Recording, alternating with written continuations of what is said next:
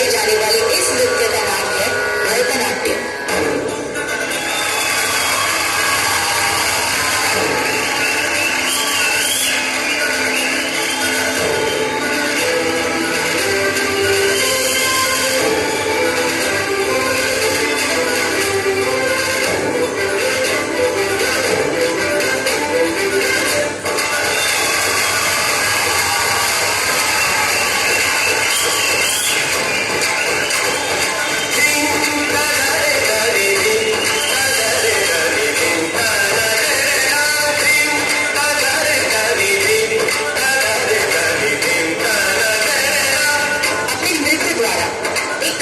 प्रस्तुत करने वाले उत्तर भारत के इस मशहूर नृत्य को कथक कहते हैं।